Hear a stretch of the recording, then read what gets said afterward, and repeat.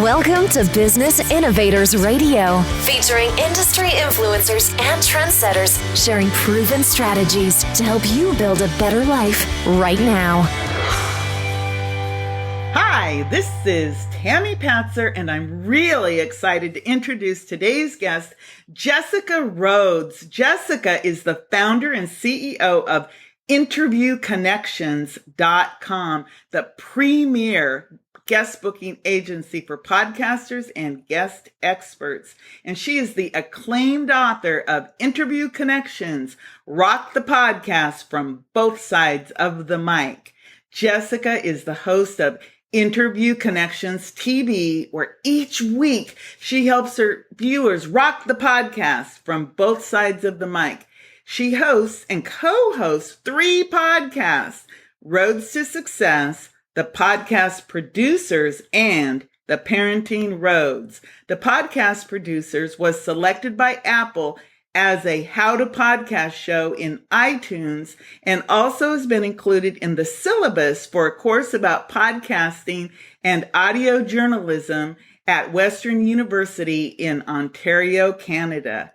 Jessica has been a speaker at Podcast Movement, Podfest.us, and Dream Business Academy. She lives in Rhode Island with her husband and 2 kids. So that is so amazing to me. Your last name is Rhodes and you live in Rhode Island. That is really cool.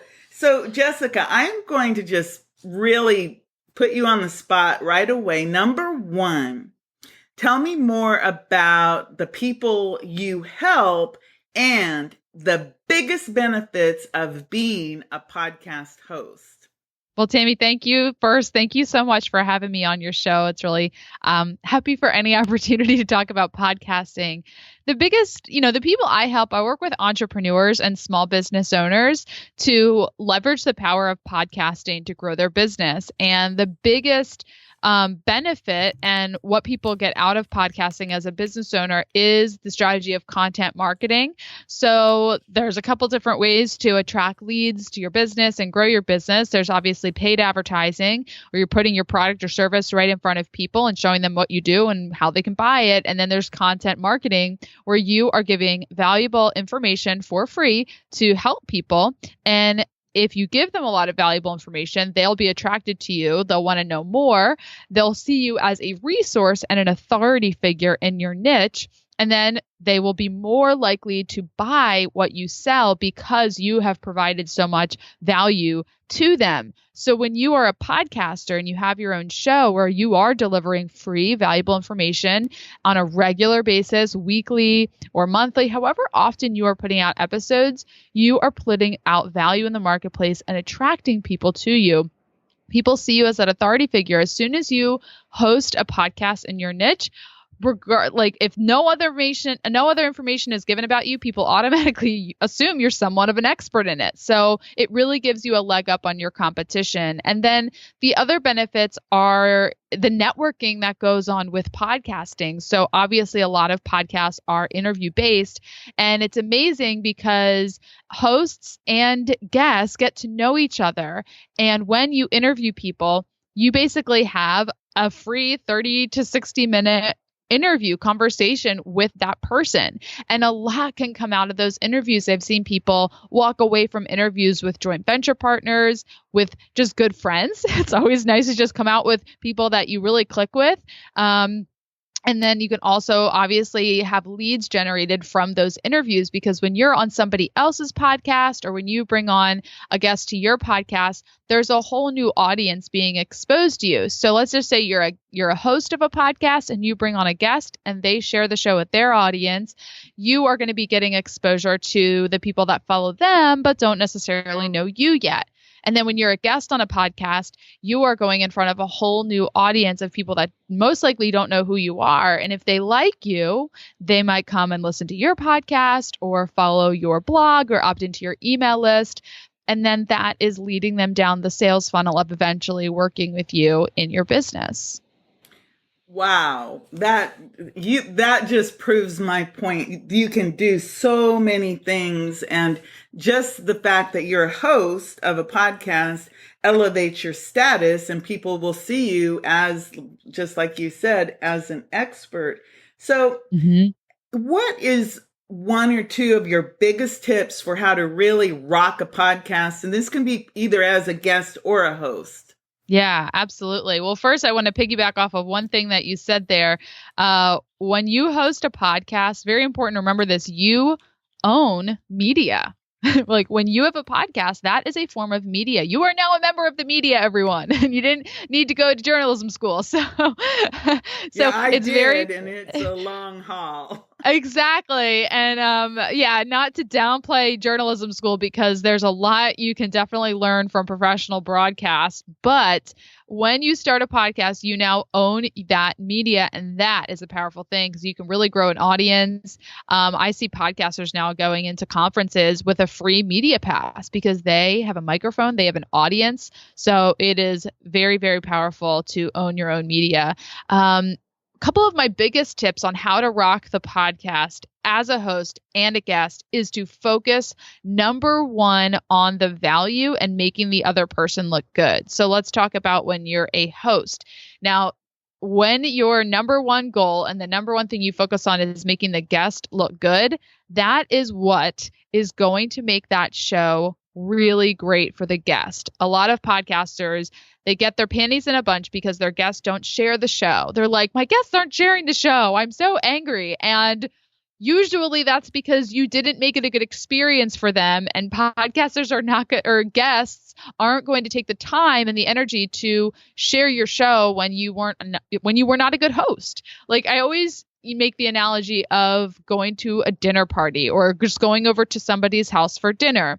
The host needs to make that a good experience. They need to cook a good meal. They need to take their coats when they come in the door. That guest is going to feel like, wow, this is a really great experience. I'm going to tell people about how great my dinner party was over the weekend.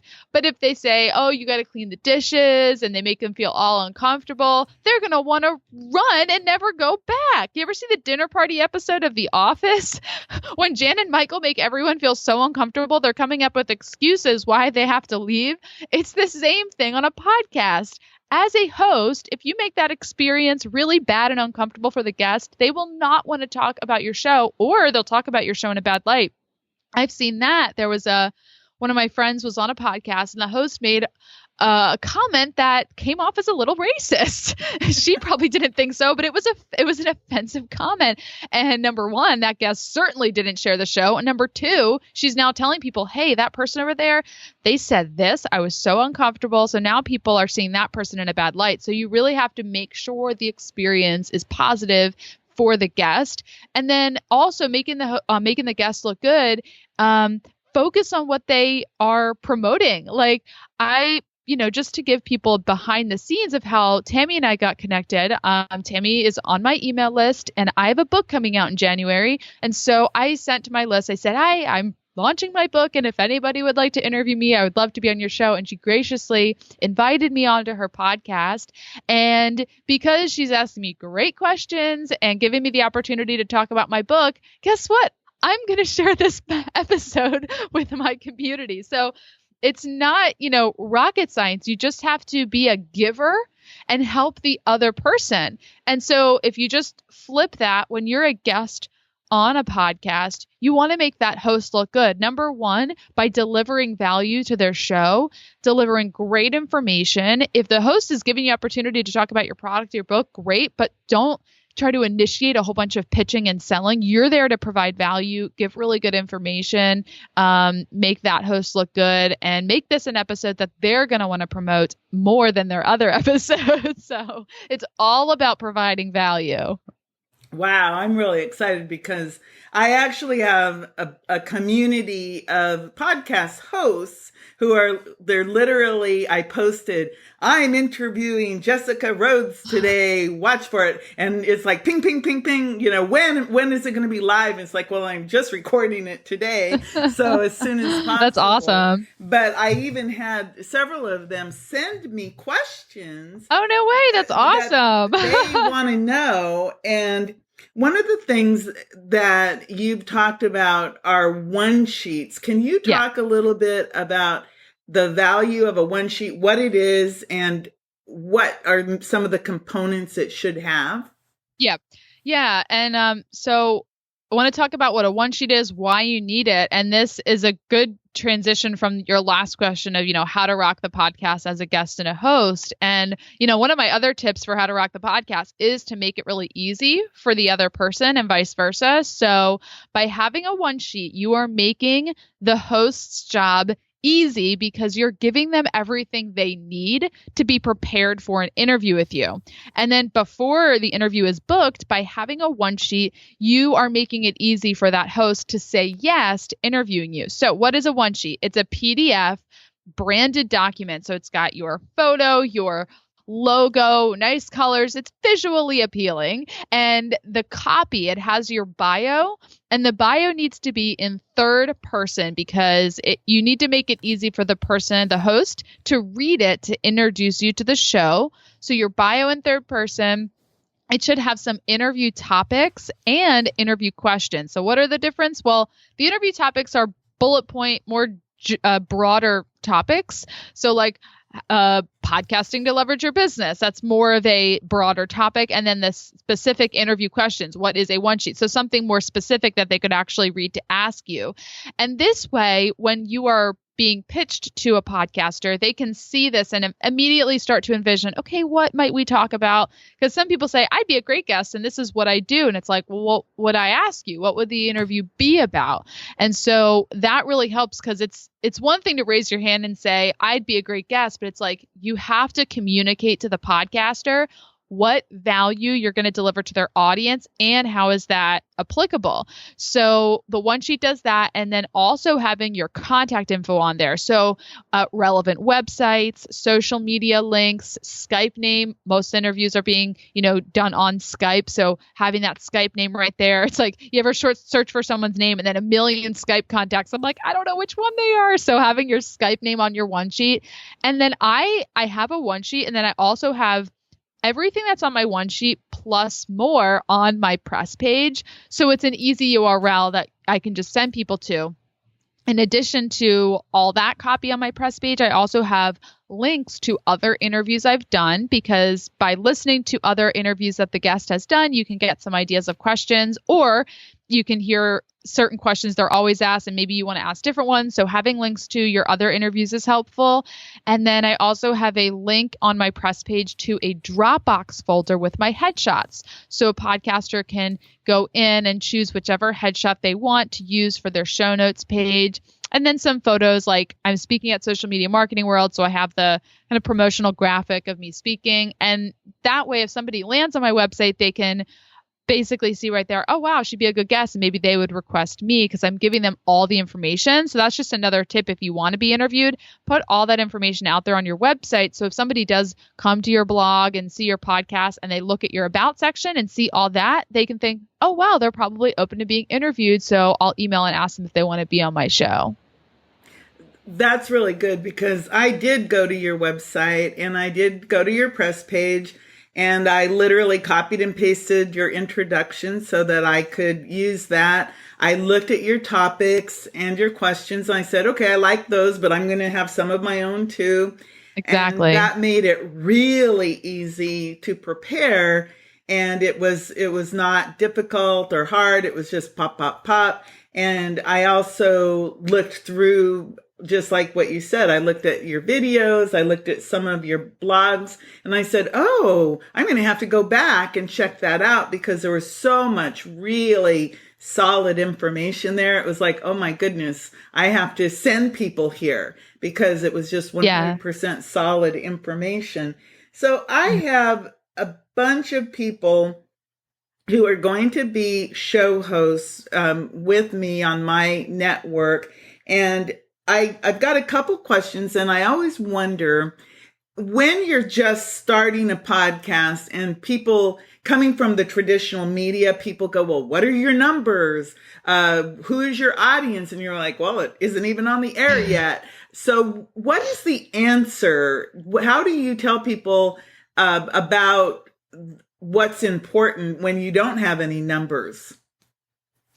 Is this in regards to booking guests or sponsors? Either way, Or number one, sometimes a guest will ask you, well, how many viewers or listeners are there? And then that's a secondary question about, well, what does it take to get a sponsor? But in the beginning, if you're just trying to get started where sponsors aren't on the table yet, but maybe guests or even podcasters, like with me, the network is new and they're coming into a brand new opportunity. So what's the answer? Well, so the answer, I mean, honesty is the best policy because podcasters, one thing they like to do is pad their numbers and make it seem like more than it is. If you're just starting, you have no audience, and that's fine. I'm the type of person where I don't try to get guests who are only going to go on shows with big numbers. So if you're asking people to be on your show and they're asking what your stats are, they might not be somebody that you want to interview. So that's the first thing. Make sure that they want to go on to provide value. Podcasting is really about the relationships that come out of it, and it's about giving value and not expecting a whole lot in return. Because I'm out the bust this myth that podcasts are so many people are listening. Podcasts have small audiences. They do. I'm 2.5 years into my podcast. I've got about 200 downloads an episode. And I'm thrilled with that because my listeners are very loyal. They're very engaged and it's a very targeted audience. And so most people listening to this interview, if you have a podcast or if you're thinking about starting one, you're probably also going to have a small, very targeted audience. So when people are saying, how many downloads do you have? And they're coming more from the traditional media background. I'm constantly doing education with people that I work with at Interview Connections. They're always asking, well, how many people are listening to these interviews? And I say, I don't know. Because, podcasting hasn't caught up with TV and radio. There's not public ratings and stats about, how many people tuned into the show last week. It's not public, and podcasters are very weird about sharing their numbers. Like, I don't care. I'll tell you how many downloads I have. But most podcasters will not share because they don't know if it's good or not. I mean, there's podcasters that have 1 million downloads and they're like, is that good? I don't know. So stats are this funny topic because nobody really knows what's good or what's bad because the amount of people listening, there is no good or bad. It's what do you want to get out of your show? And if your goal as a business person, a business owner is to, generate leads from your podcast, well, don't worry about getting a ton of listeners. Focus on getting the right listeners and then engaging with them. So I view podcasting as a retention strategy and a retention tool. So think about this from a business perspective. You can focus on client acquisition or client retention. Focusing on client acquisition is a lot more expensive than focusing on client acquisition. It's easier to sell to somebody who's already been a client than to try to sell to somebody who's never heard of you before. So take that same example and put it on podcasting. It's easier to focus on your current listeners, keep them listening, than to try to get new people to listen to your podcast. When your current listeners get really engaged with your show, they feel like that you're really talking to them. You are listening to what they want. You're delivering it. You're engaging with them. You want your listeners to become super fans because when they tell their friends to listen to your show, that's a heck of a lot more powerful than you blasting your link out on social media telling everyone your show is the best thing ever. Because of course you think that it's your show. So a little bit about, that was kind of a long-winded answer about how I don't care what stats are, and neither should you. And if the guests you're asking to be on your show care, then you can tell them. And if they walk away, then fine, they weren't a good fit for your show anyway. Or just say, I don't share my stats. And maybe they just say, okay, I don't care anyway. I was just curious. And then regarding sponsors, it's really about, again, who your listeners are and showing sponsors that you have a very clear idea of who your target audience is, you have a clear marketing strategy, and that you have a track record. So I have a sponsor my show, The Podcast Producers, was sponsored by Podcast Movement in season 2. And so after a successful season 1, we got them as a sponsor, and we did give them a general idea of stats. We didn't show them all types of like per episode, but we gave them a general idea about, 1,000, 1,500 downloads an episode. But the most important thing to the sponsor is that they're talking to the right people. So you have to be very clear and specific about who the audience is. So if you just say it's business owners or it's women of any age, like that's too general. With the podcast producers, we're able to say this show is about podcast producing. Our listeners are either full-time podcasters or they're very serious about podcasting.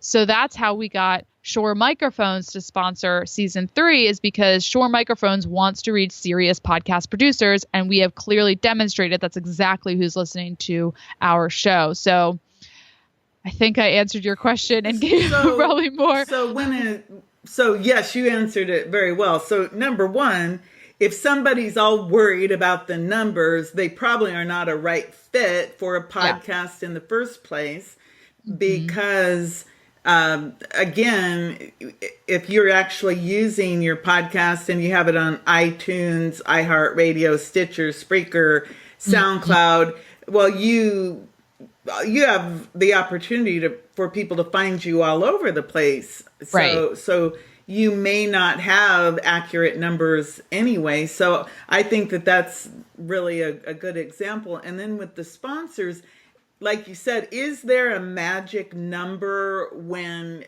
you can go out and approach sponsors, or when they might approach you?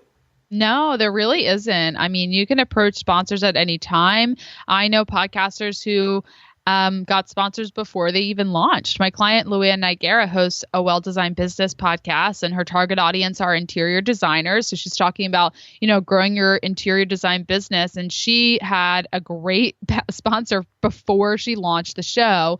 And a big part of that was she has, over 30 years of experience in business in her industry. So she's already a leader and an authority figure and a successful entrepreneur in that industry. So the sponsor of the show already, they had a relationship with her, so they know, okay, I know what Luann does. I know what her expertise is. If she's doing a podcast, I know exactly the people that she's going to attract. So it was a no-brainer for that sponsor to sign on. So a big part of it is just having a track record in your industry. Corey and I did not have a sponsor season 1 of the Podcast Producers, but we did get really big guests that most likely would not go on a lot of new podcasts. We had a guest who co-hosts one of the podcasts on Gimlet Media's network. It's called Reply All. Alex Goldman was a guest on season 1. And the podcast, Corey and I each have successful businesses in podcasting. So we were able to say that this is who we are. We do have a following of podcast producers. This is our launch plan. This is our marketing strategy. The show hasn't launched yet, so we have no listeners of it, but this is our plan. And because we could clearly communicate what that plan was, who the target audience was, the topics that we're going to be discussing, that gave guests enough information to say, okay, yeah, I'm on board with this. So the more specific you can be about your plan with the show, the easier it will be for guests to decide, is this something that I can align with? That's really interesting. So on the sponsorships, it's funny because I just had a Facebook message pop up, and it was like, be sure to ask about the sponsorships and the fastest path to the cash for sponsorships. Tell that person podcasting probably isn't the thing for them if they're looking for a fast path to cash. Well, I think that this particular person, they have the right idea, because what they're trying to do is use it as an authority positioning. And they already have some guests lined up, and some of those guests are their existing clients. Yes. So I'm thinking that would fall into the retention factor. Absolutely. When you interview your clients, that is a great way to retain them, because you're getting to know them, you're giving them the spotlight, you're being a giver to them. So I think that's great. So I just thought that was interesting. But even though we are recording this, I do have some live interaction. That's awesome. I love that. I would love to people. And I would love to touch on her question. So people hate this answer because it's not like an easy, an easy thing. But honestly, focusing on the quality of your podcast is really what you have to focus on if you want sponsors and you want to generate revenue as a result of having a podcast. When podcasters start because they want to make money from it, they want to get sponsors, I just see this a lot. Not everyone falls under this umbrella, but a lot of podcasters who go into it thinking they're going to make money from it, they skimp on the quality of the show. And that really hurts their chances of having a sponsor and generating revenue from it, because they get the cheapest microphone, they do the most basic Skype interview, and they don't focus on having a quality show. And then they're trying to get sponsors and it doesn't add up. You have to focus on a high quality podcast. Focus on a great marketing plan. Good marketing does not save a bad show. And a good show needs marketing to get out there. So I talk about this on my show, Roads to Success, which I would encourage anyone who's interested in this, please come listen to my show, because every week I'm talking about this stuff. But I did an episode about how to have a more compelling podcast. I think it's about how to be more entertaining or something like that. I forget the title of it, but I talk about little things you can do to make your show more high quality. So some of the things is like adding in audio clips of things that you're talking about. So let's just say, for example, in an episode you reference, okay, I'm not saying you got to do this, Tammy, but remember how I said, have you ever seen the episode of The Office with the dinner party? If you went to YouTube and found a clip of that episode and, scraped the audio and added that in right there, that would make this an even more engaging show, because people then are taken away from the interview and into another world where that example all of a sudden, comes to life.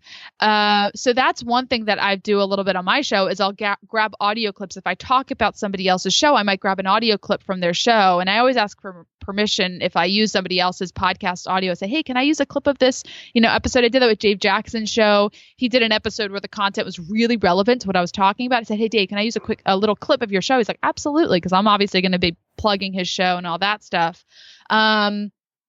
Doing solo segments, doing different segments, having really great audio. So obviously there's very inexpensive stock music online, but do you know any musicians? What can you do to increase the quality of the audio at the intro and the outro? And then, of course, just the branding. Obviously, listening to the podcast is important, but looking at your presence on iTunes, is it a good description? Are you in the right categories? So that way, if people are window shopping on iTunes, are you coming up in the right places? Or are the categories you're in putting you in front of the wrong listeners? So there's a lot that goes into it, but focusing on the quality of the show first and foremost, that's what's going to help get you in front of the right listeners that might become clients. And that's also what's going to help attract sponsors, is if you can show that this is a really high quality production. So high quality on the production side. And then you talked about high quality interviews. So that actually leads me to my question about audience engagement.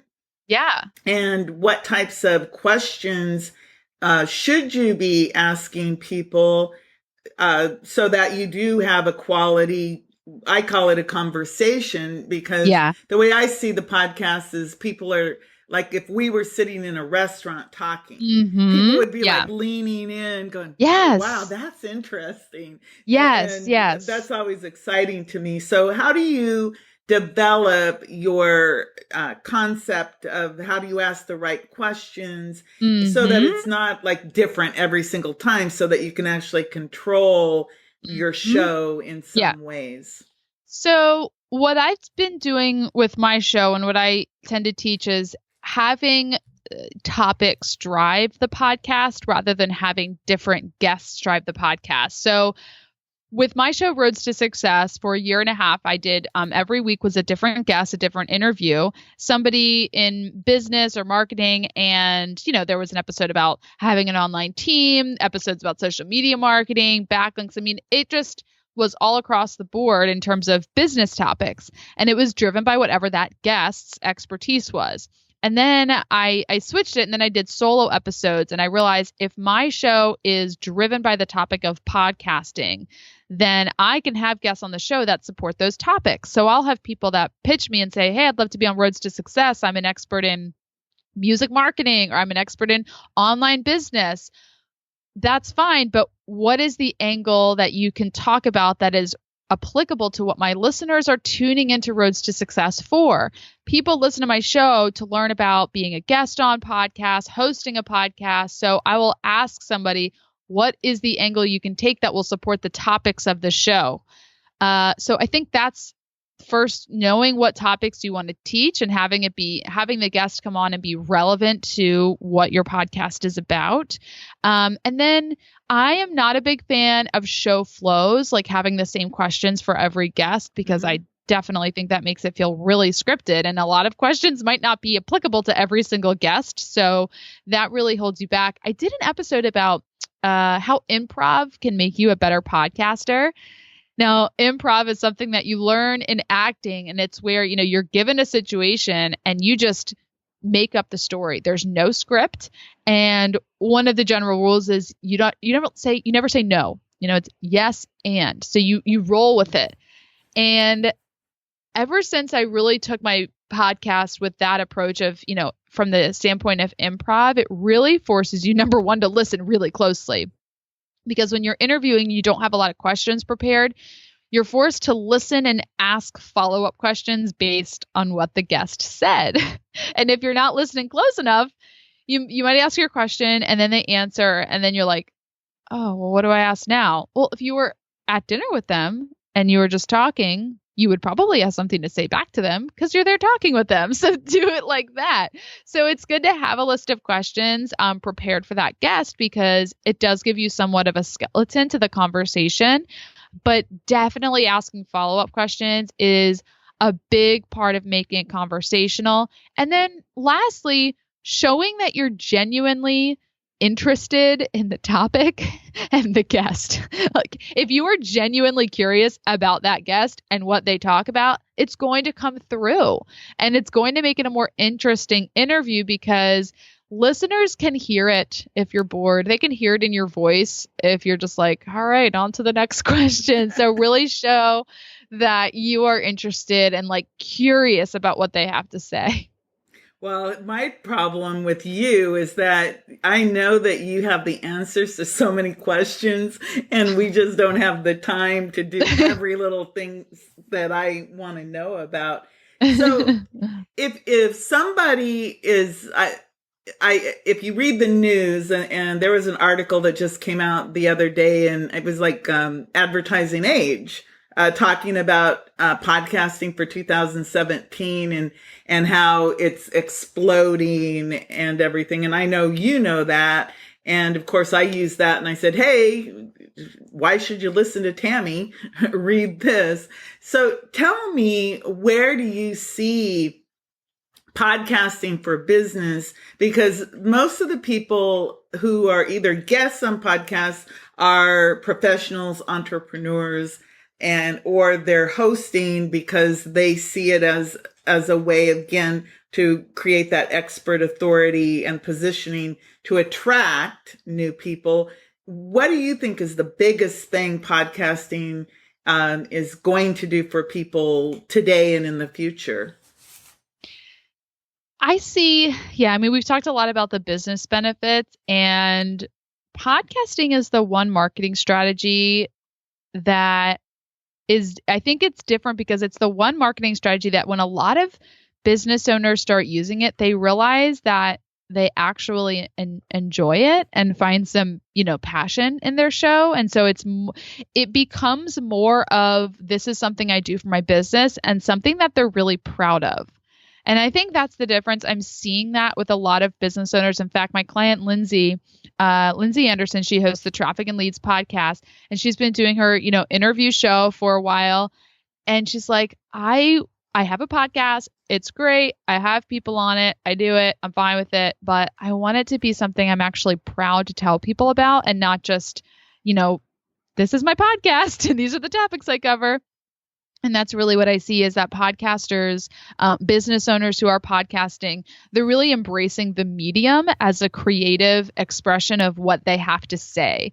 Because entrepreneurs, they're not people who have a job in their business.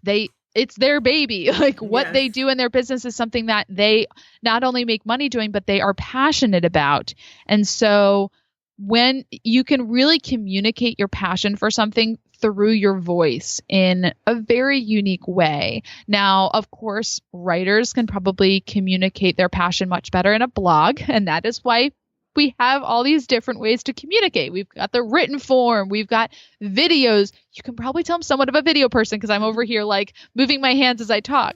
But I'm also a voice person. I'm totally vocal. So with podcasting, like if I were to just write out all these tips in a blog post, you would get it, face value, you would get the information. But for me, when I can podcast about the topic, I can put more emotion into what I'm saying.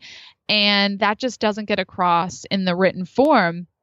And so there's, a lot of satisfaction that you can get from podcasting when that is the case, when you can communicate not only your message and your tips and expertise, the value you have, but also kind of express yourself. There's some satisfaction that comes from that you just can't get in other places. So, and I just see that a lot with different podcasters. I look around at, my friends and different podcasters who have been doing their show for a while in a certain format, and they are kind of leaning into it and seeing what can I do to make this even better. And I think that's really cool as I see people really wanting to make their show a great production and not just something they churn out. I think that's a really good point. At the same time, if they never get started, then they don't have anything. What would you say if somebody's like, wow, that sounds really cool. I want to do a podcast. What would you say are the must-haves to get started, knowing that you have time to grow? Like to get it started, what do you suggest? So first, to get started with podcasting, you have to have a clear idea of what your goal is and why you're doing it. Get really clear on the why. The most important thing with podcasting is to stay podcasting. Stay podcasting. A lot of people quit after 2 months, 3 months. They get to 8 episodes, 10 episodes, and when they don't see any effect in their business, they're like, this isn't working, and they quit. And so the most important thing is to keep going because the results and the effects usually don't happen for a little while. It takes time. So you have to stick with it. And so in order to stay podcasting longer, you have to start getting really clear on your why, because when you have those hard weeks where you're like, oh my gosh, like I was looking at my downloads over the last few months, like over, like September, August, September, October, my downloads grew so much. I was at like 2,400 downloads a month, and it was cut in half this month. And I'm like, what's going on? Like, I haven't really changed anything. Where did all the listeners go? And it was a little discouraging because I'm like, oh man, this is kind of a bummer. But but because I have the why of, I am not doing this to grow a humongous audience. I'm doing this to provide value to my listeners, and to every single one of those people that are listening, I'm going to keep doing it to provide value to them. And so you have to remember your why, because there are going to be discouraging moments. You might get a bad review on iTunes. Somebody might criticize you, or a guest might turn you down because your audience isn't big enough. And these are all going to be things that discourage you, and you have to know what your why is and what your goal is with the show, and that's what's going to keep you going. So just a mindset thing before you start, know why you're doing it, so you will keep doing it even when it's hard. And then there's so many different things you can do to get started equipment wise. I mean, there are podcasters that will start by buying the $400 microphone, which I did not buy this on day one. This is something that you can work towards. But there's some people that will start, they'll get a mixer, they'll do everything. And there's something to be said for that, because when you do start with all the best equipment, you can sound really good from day one. And so there's something to be said for that. I don't necessarily think that is necessary to put out hundreds upon hundreds of dollars with all this equipment. I mean, it could add up to thousands if you're really really going overboard with everything. But I think if you get a simple ATR 2100 or a Blue Yeti, a simple microphone, Shure obviously has great equipment. They're our sponsor. This, I'll just show you, we're on video, but the Shure MV51 is fantastic. It sits right on your desk and it captures your voice. It's a condenser microphone. So get a good microphone, but don't spend $1 million on it. And Skype, or there's really cool systems like TriCast.com or Zencaster that will capture audio from you and the guest and come out really high quality. And then start booking your guests and recording and just get it online. And then, improve as you go. Constantly educate yourself. I would, maybe pick your favorite podcast expert and just follow them. Every podcast expert has different views on things. If you listen to me and if you listen to Michael O'Neill, you're going to hear some different takes. He really believes it's important to have a mixer when you first start. I don't. He's not right or wrong. Neither am I, but we have different takes on it. So to not overwhelm yourself with information, I would choose one person to follow and just kind of allow them to be your virtual mentor. I think that's a really good idea. And I'm just going to add, don't let the equipment stop you, because I think getting started, because that's what I did. It was like, and I started with a $30 microphone and headset. And even, I have a Yeti microphone now, and it works for what I need. And of course, the idea is that you grow and exactly, and try to have really good conversations with people. So like what you said, Jessica, provide great value. And I think that the value, as long as people can understand you in your podcast, the value that you provide with the information is what will keep them coming back. And with all the technology today and the fact that iTunes is in all the new cars, it's like the perfect opportunity to get started. And your book, the Rock the Podcast from Both Sides of the Mic, tell me a little bit more about that, because I think that, both sides of the mic is where you want to be. It doesn't matter. Right. I love to be on both sides of the mic. So tell me more about your book. Absolutely. Yeah. It's called Interview Connections, How to Rock the Podcast from Both Sides of the Mic. And I've been, podcasting and writing blog posts and doing videos for years. And this book is kind of the culmination of everything that I teach. So I start with getting started as a guest on podcasts and presenting yourself as a celebrity authority figure in your niche, and just all the steps to take to get booked on podcasts. And then we also talk in the book about being a host, finding and booking great guest sponsors. There's a section all about monetizing your podcast, both with advertisers and sponsors, and then also from the perspective of using it as a marketing strategy successfully, engaging your listeners into becoming clients and things like that. So if people are interested in learning more about this and diving into it, get the book, highlight. There's, bullet point recaps at the end of every chapter. So it's an easy read, but it gives you basically everything you need to know to get booked for interviews as a guest, be a great host, getting started with your show. And it's not the book that's going to teach you all about the equipment. So I keep it really simple, because I also teach business owners that you should be outsourcing the tasks that you're not very good at. Podcasting is one marketing strategy in your business. It is not your entire business, most likely, unless you're starting a podcast and you want that to be the one thing you do. But I teach people to outsource it, get an editor, somebody that can help you get your show on iTunes. That can all be a little overwhelming at first if you don't know how to submit a show to iTunes and you don't know what an RSS feed is. Just work with an editor, somebody that can help you do that, so you can focus on what you do best. Focus on being a great host, being a great personality. And then one last tip, actually, from, how to get started with your show. Interviewing is a skill. It is a learned skill. People think, I'll just start a podcast and I'll be a great interviewer. No, there's very bad interviewers out there. You can be better. And so learning how to be a good interviewer is totally a skill. You can read articles about it. I like to learn about interviewing by listening to some of the top interviewers I believe in the world. So Terry Gross, who hosts Fresh Air, it's an NPR show. I believe she's one of the best interviewers in the world. listening to podcasts like Mark Maron hosts the WTF podcast. He's a great interviewer. So Michael O'Neill actually has a course about it called The Art of the Interview. But I would really hone your craft when it comes to interviewing. You can't just write questions and think, I'll just be a good interviewer.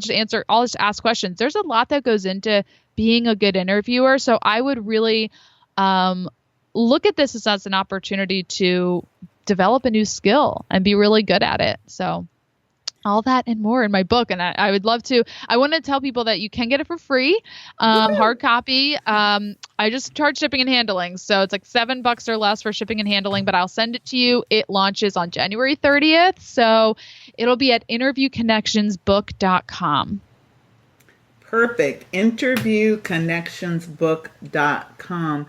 So everyone, I'm going to be first in line for that book because you just described everything that I want to know. And a lot of the things that I did, I learned by flying by the seat of my pants type of, but I love the fact that you told us some great interviewers to listen to, because I listened to my first interviews and it's like, you can tell the difference. Yes, exactly. You can tell you're very stiff. Not you. I'm the same way. Right. My first interviews, they're very stiff, and that's okay. So while I talk a lot about honing your interviewing skills and getting better, everyone is bad when they start, but you have to start. You can't get good unless you start and you practice and you learn. Persistence, consistency. Yeah. Just do it. I could talk to you all day long, Jessica. This was a lot of fun, Tammy. So tell me, we know how to find your book. Where else can we find you online to know more about your services, your shows, and everything? JessicaRhodes.biz. That's RHODES. My last name, JessicaRhodes.biz. That's my home base. So you can find my blog, podcasts, videos, everything there. And then there's a tab at the top of the page that says work with me. And that'll bring you over to our website, interviewconnections.com. We can get you booked as a guest on podcasts or find guests for your show. We're a guest booking agency. But JessicaRhodes.biz will get you anywhere you need to go. Perfect. So any last words for the audience before I let you go? I thank you so much. Yeah, we said so much in the show, and thank you again. You're a great host. I would just really focus on value. There's a lot of amazing effects that can happen in your business, and you can monetize with sponsors. But the first thing you need to focus on is value and producing a great show. So don't look past that part. It's kind of a really, really important key to this, really important piece to this puzzle is producing a high quality show of value. So do that first and other things will fall into place. Well, again, Jessica, thank you so much for taking all this time with me today. And wow, such information. I love it. It's everything you gave was such high quality and valuable. Thank you so much. Thank you. This is Tammy Patzer. Go make it a beautiful day. Thanks for listening to Business Innovators Radio. To hear all episodes featuring leading industry influencers and trendsetters, visit us online at businessinnovatorsradio.com today.